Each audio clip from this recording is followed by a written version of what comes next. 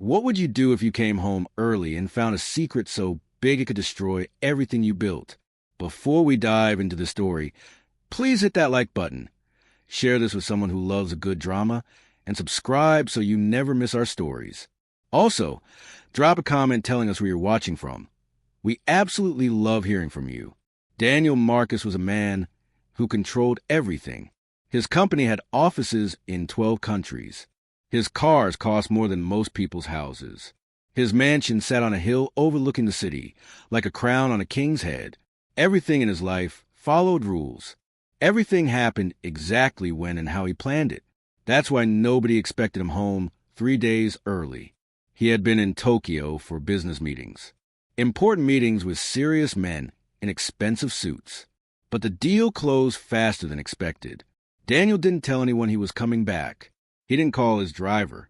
He didn't message his assistant. He just got on his private plane and flew home through the night. When his car pulled up to the mansion at 6 in the morning, everything looked normal. The gardens were perfect. The windows sparkled in the early light. The big front doors were locked tight, just as they should be. Daniel used his key and stepped inside. The house was quiet. Too quiet, maybe. He walked across the marble floor of the entrance hall. His footsteps echoed like drum beats in a cave.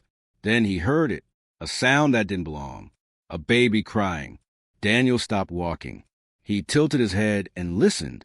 There was again, not one baby, 2 babies, crying together in a strange rhythm that made his chest feel tight. His house didn't have babies. His house didn't even have children visiting. Daniel wasn't married. He had no family who came to stay. The only other person who lived here was Elena, his maid, and she certainly didn't have babies. So where was that sound coming from? Daniel followed the crying through the hallway, past the sitting room with its white couches that nobody ever sat on, past the dining room with a table that could seat 20 people, but usually sat empty. The crying got louder. It was coming from the kitchen. He pushed open the kitchen door and froze. Elena stood at the stove with her back to him, but she wasn't alone. Strapped to her chest in some kind of cloth wrap was a baby, a tiny thing with dark hair and a red, crying face. And strapped to her back in another wrap was a second baby, also crying, also tiny. Both babies screamed and wiggled. Elena bounced up and down while stirring something in a pot. She was singing softly, trying to calm them. She hadn't heard Daniel come in. Around the kitchen were things that shouldn't be there. A pile of baby bottles on the counter. Small blankets draped over chairs. Diapers stacked near the sink. A baby bag with cartoon elephants on it sat on his expensive marble island. Daniel's brain couldn't make sense of what his eyes were seeing. This was his kitchen. His perfect, clean, organized kitchen. And it looked like a nursery had exploded inside it. "Elena," he said. His voice came out hard and sharp like a knife. Elena spun around so fast, she nearly dropped her spoon. Her face went white as paper. The baby stopped crying for just a second, as if they too sensed the danger in the room. "Mr. Marcus," she whispered, you're home." "I can see that," Daniel said. He stepped into the kitchen and let the door swing shut behind him.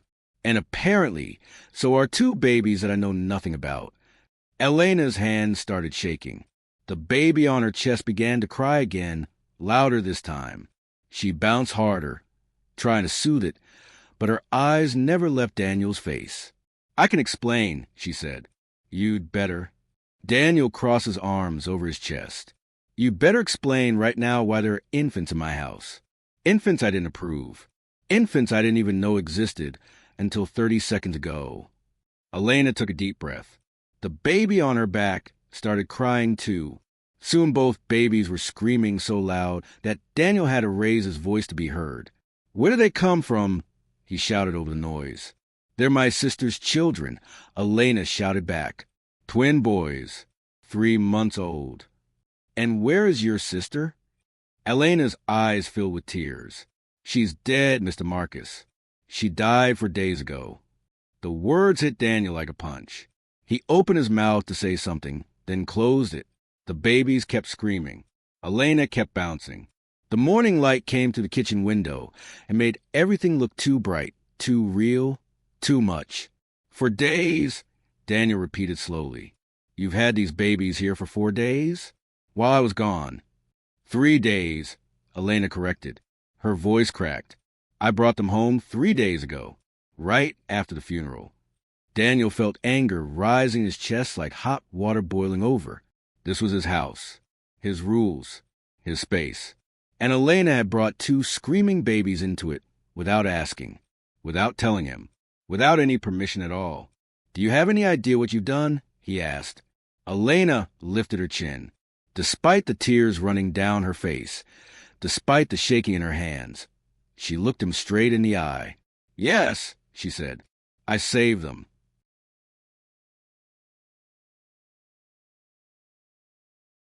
The kitchen felt smaller suddenly, like the walls were moving closer. Daniel stared at Elena and the 2 crying babies. His mind raced with 100 questions, but only one came out his mouth. Save them from what? Elena wiped her face with the back of her hand. The baby on her chest grabbed at her shirt with tiny fingers. She patted its back gently while she talked. From the shelter, she said, from being split up and sent to different homes. From a system that doesn't care about keeping families together. Daniel shook his head.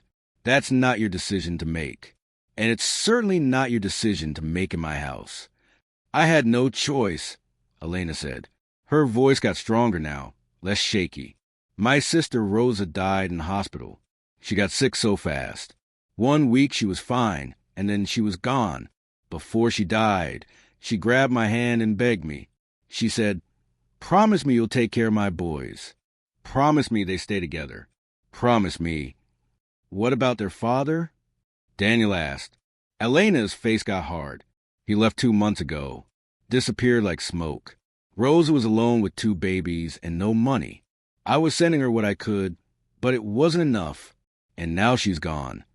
The babies were still crying, but a little softer now.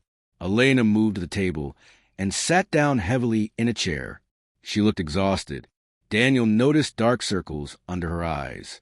Her hair, usually neat and pulled back, was messy. Her uniform looked like she'd slept in it. Maybe she had. What about your mother? Daniel asked. He was trying to find a solution. Any solution that didn't involve his house becoming a daycare. Can't she take them? Elena laughed, but it wasn't a happy sound. My mother is 72 years old, Mr. Marcus. She lives in a tiny apartment with no elevator. She can barely walk up the stairs herself.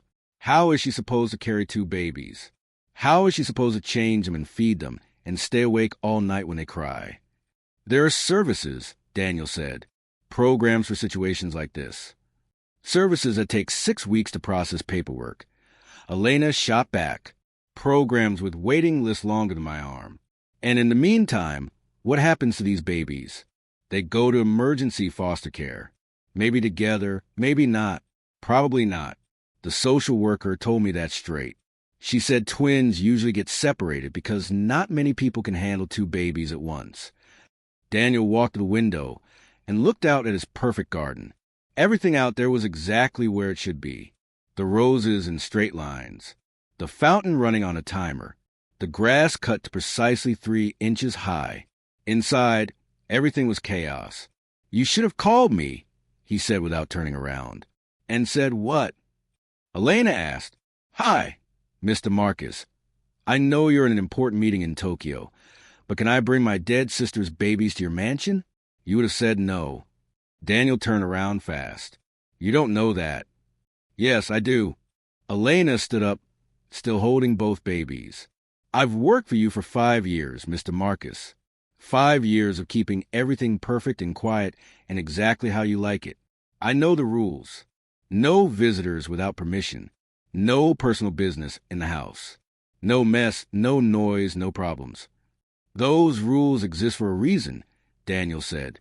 I know, Elena said, to protect your privacy, to protect your reputation, to keep your perfect life perfect.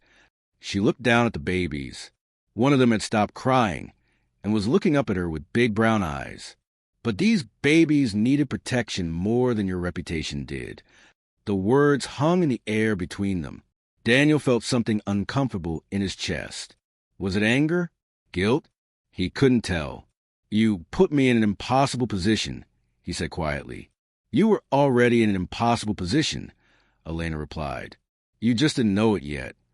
Daniel sat down across from her at the table. Up close, he could see the babies more clearly. They had the same dark hair, the same tiny noses, the same perfect little hands. They looked so fragile, so small, so completely helpless. What are their names? He asked. Elena looked surprised by the question.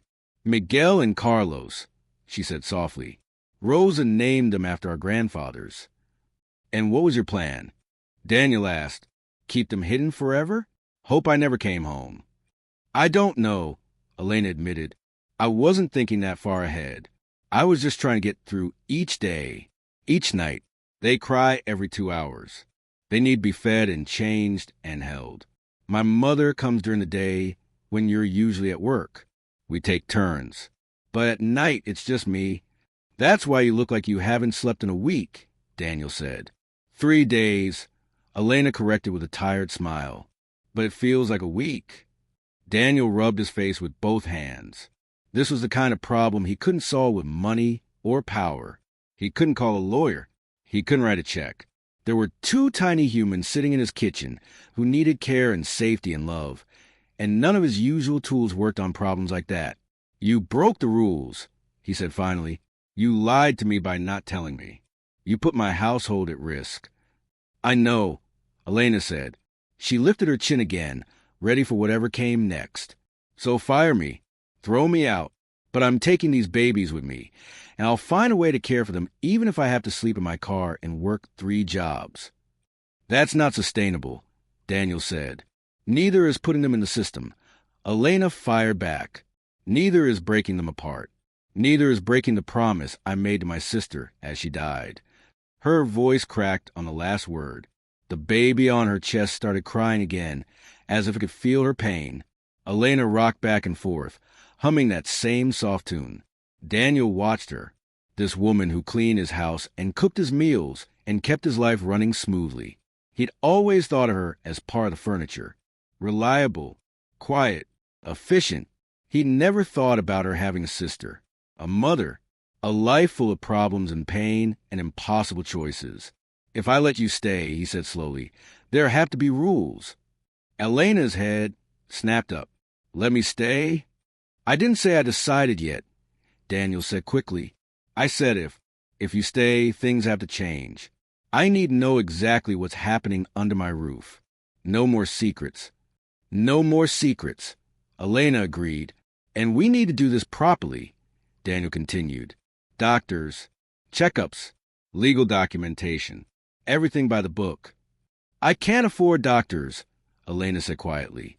I can barely afford diapers. Daniel stood up and walked back to the window.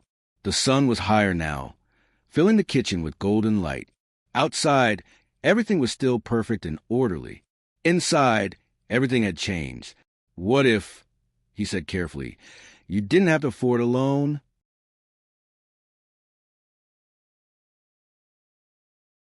Elena stared at Daniel like she didn't understand his words. The baby on her back had finally stopped crying and was making small, cooing sounds. Miguel and Carlos, 2 tiny boys who had lost their mother and needed someone to fight for them. What do you mean? Elena asked. Her voice was barely a whisper. Daniel turned away from the window and looked at her straight on. I mean that if these babies are staying in my house, even temporarily, they need proper care. They need to see doctors. They need medicine if they get sick. They need whatever babies need. Mr. Marcus, I can't ask you to pay for all that, Elena said. She was shaking her head, but there was hope in her eyes. Desperate, careful hope. You're not asking, Daniel said. I'm offering, but it comes with conditions. Elena's face went serious. What conditions? First, your mother can come here during the day to help you, Daniel said. I'll arrange for a car service to bring her and take her home. She shouldn't be struggling on buses while carrying baby supplies. Elena's eyes filled with tears again, but she nodded. Second, the babies stay in the staff quarters, Daniel continued. Not in the main house. I have business associates who visit. I have a reputation to maintain. This arrangement stays private. I understand, Elena said quietly. Third, we contact a family lawyer, Daniel said. A good one. We make sure you have legal guardianship. We make sure everything is documented properly so no one can come later and say you took these babies illegally. There's no one to come, Elena said. Rosa had no one else. Just me and our mother. We do it anyway, Daniel insisted. The right way. The legal way. Elena stood up slowly, still holding both babies. She walked toward Daniel until she was standing right in front of him. Tears were running down her face, but she was smiling. Thank you, she said. Thank you, Mr. Marcus. You don't know what this means. Daniel felt uncomfortable with her gratitude. He wasn't used to people looking at him like he'd saved their world. Usually people looked at him and saw dollar signs. They saw what they could get from him. But Elena was looking at him like he was something better than rich, like he was something good. Don't thank me yet, he said. This isn't forever. This is temporary until we figure out a permanent solution. Maybe we find you a small house with rent you can afford. Maybe we find better childcare options. But this arrangement in my mansion, it has an expiration date. I understand, Elena said. She meant it. She wasn't trying to take advantage. She was just trying to survive. And Elena, Daniel added, his voice getting stern again. No more secrets. Ever. If something happens, if something changes, if there's any problem at all, you come to me immediately. Are we clear? Crystal clear, Elena said. No more secrets. If you're loving this story, don't forget to smash that like button and share it with your friends. Subscribe so you never miss our uploads, and comment below telling us where you're watching from. We really do love hearing from you all around the world.